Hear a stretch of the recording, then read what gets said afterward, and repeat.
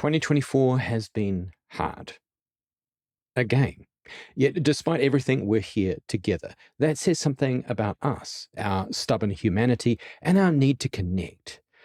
What if I could give you the recipe to delete isolation and loneliness for good?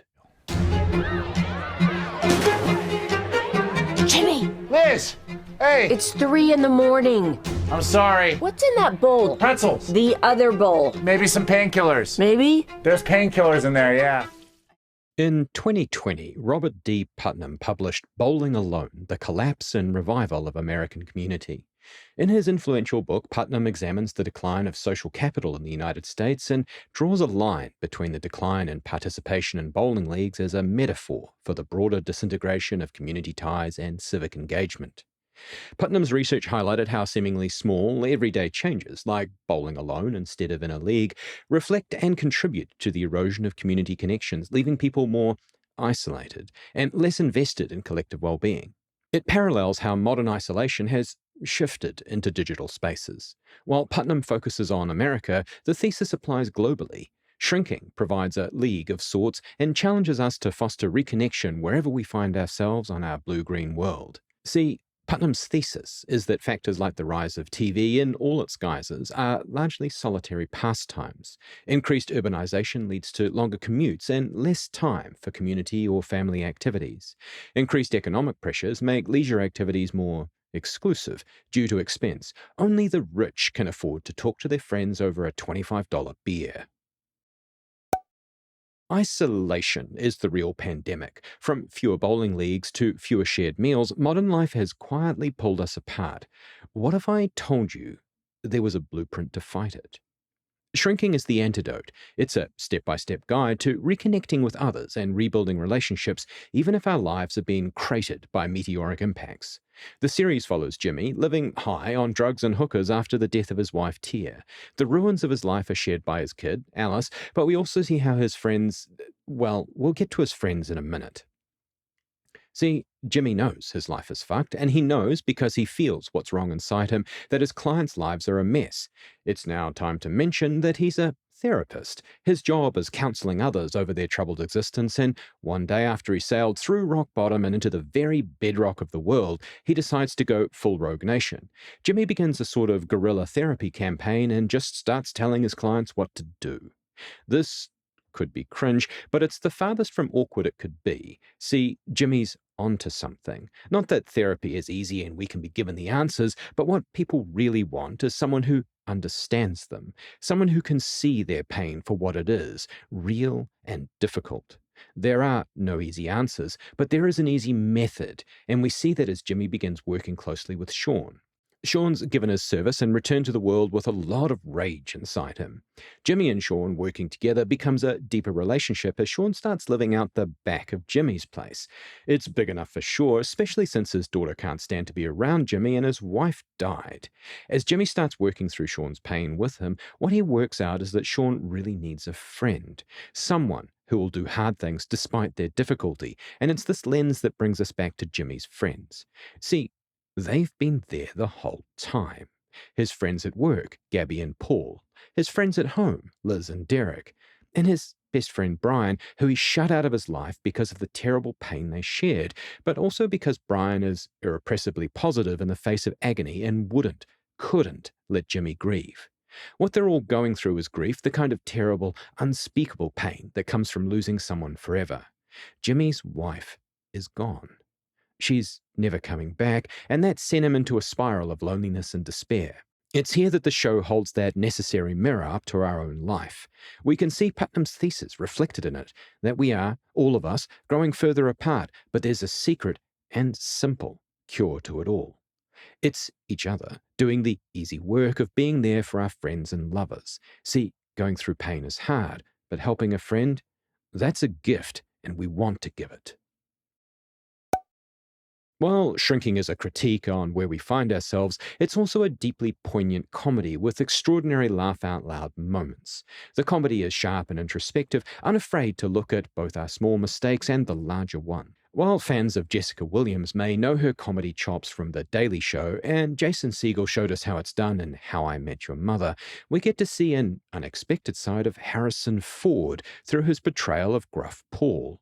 We always expected Ford had it in him from his comedic timing as Han Solo or Indiana Jones, but he bonds that with a kind of soul-based epoxy resin to the things that make you feel. See, Paul is going through his own troubles, but is the pinnacle advisor everyone turns to.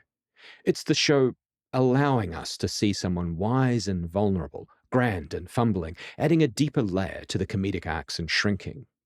Humour is the path that the series uses to give us a way back. It's the honesty, vulnerability, and showing up for each other, even when we fall on our faces, that lets us pull each other up.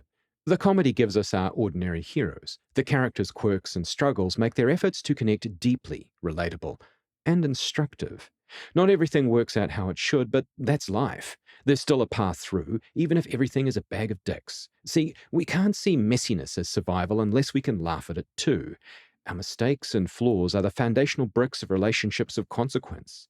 It's only your best friends who can steer you away from the precipice that is having sex workers over for a pool party at 3 a.m. when your teenage daughter is asleep upstairs. Shrinking is the antidote to our disconnected frailty. It's the step-by-step guide to reconnecting with others and rebuilding relationships, and it's a powerful, triumphant, and comedic approach to the pandemic of our time.